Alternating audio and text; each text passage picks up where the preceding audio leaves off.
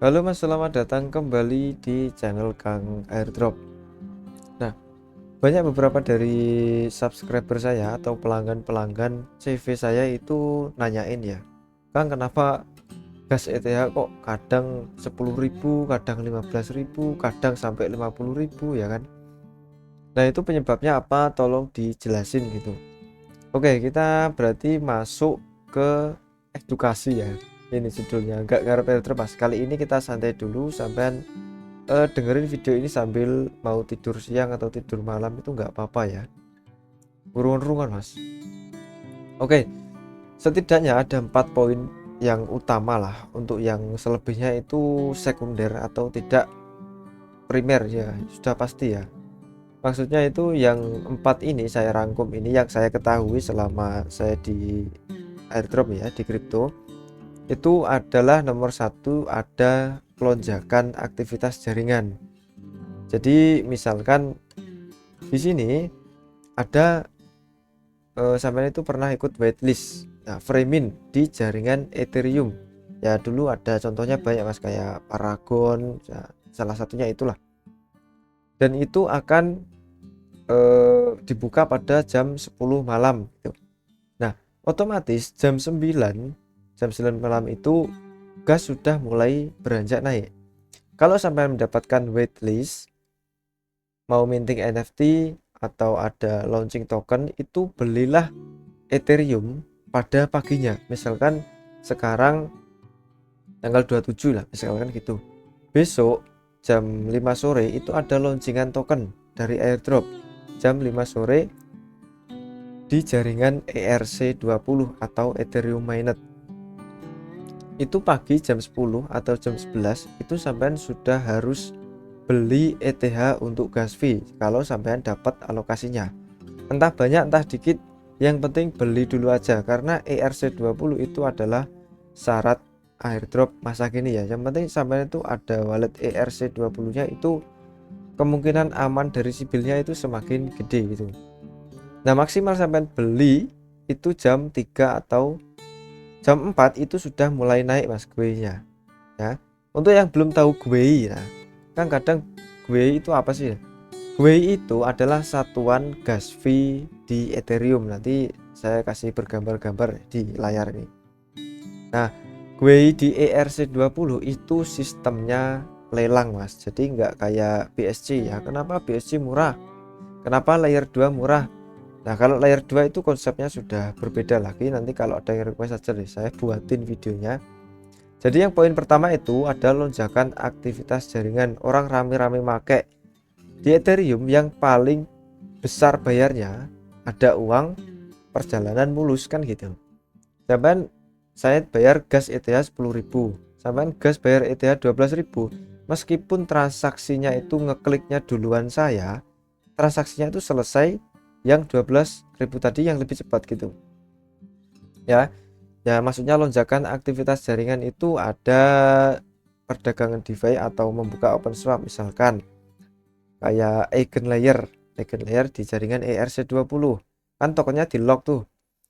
Nah, tanggal 1 Oktober misalkan itu dibuka dan tidak launch di centralized atau dicek, itu nanti perdagangan DeFi atau decentralized finance ya, decentralized finance itu rame Mas, kayak Uniswap, Curve, terus SushiSwap, PancakeSwap dan lainnya itu rame. Nah, biaya-biayanya itu nanti yang bikin gue naik. Nah, rata-rata gue naik itu pada malam hari, mulai jam 6, 7, 8, 9 dan seterusnya. Karena apa? Kalau di Indo ini malam, di negara-negara barat kayak Amerika itu baru pagi Mas. Mereka itu baru mulai beraktivitas. Nah, volume di Asia sama di Amerika kan jauh ya. Makanya kalau sana sudah pagi, berarti orang-orang mulai kerja, pakai jaringannya, ya otomatis biayanya lebih mahal gitu. Makanya kalau kadang subuh atau pagi jam 7, 8, 9 pagi itu murah karena di sana sudah tutup gitu pasarnya. Oke. Itu lonjakan aktivitas. Yang nomor selanjutnya yang saya rangkum itu ya lelang tadi udah tak masukin. Nomor 2 itu kompetisi prioritas transaksi. Jadi siapa yang bayar lebih mahal transaksinya akan diprioritaskan. Nah, misalkan ada A bayar 10.000 dan B bayar 12.000, meskipun kliknya barengan itu tetap duluan yang B untuk transaksinya gitu.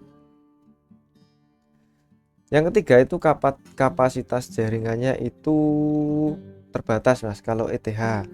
Nah, perbedaannya dengan BNB, kalau BNB itu kapasitas bloknya itu per bloknya kan, namanya blockchain ya, itu kan per blok kotak gitu ya, animasinya itu kayak gitu. Satu bloknya itu ada 200 juta. Kalau ETH satu bloknya itu cuma 30 juta Mas. Nah, dengan kapasitas yang lebih besar itu BSC bisa menekan biaya dan transaksinya itu bisa lebih cepat, atau namanya TPS kalau di bahasa orang-orang yang sudah pro itu TPS-nya ya. Dan yang keempat itu ada peluncuran proyek baru ya. Ada likuiditas yang ngepump naik Mas. Misalkan FTX akan membagikan uang senilai 1 miliar dolar kepada nasabah yang dulu kena sangkut ya. Nah, itu kan dia itu membagikan dana, ada suntikan dana gratis ya kan, nggak gratis juga sih kalau FTX. Dulu saya kena itu.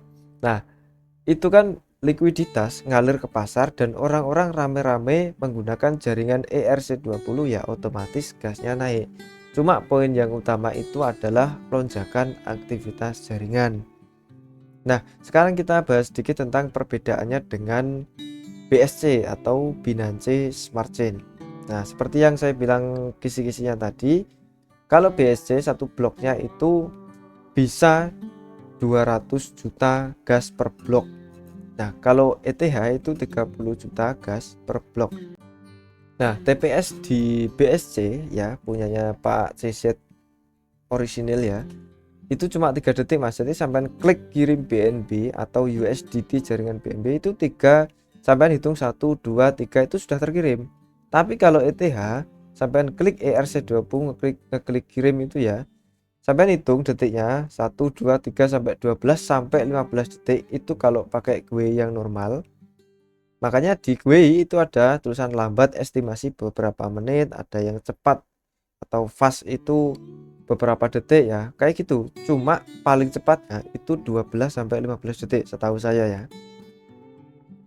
Oke, itu poin yang utama. Untuk gak usah panjang-panjang deh, udah.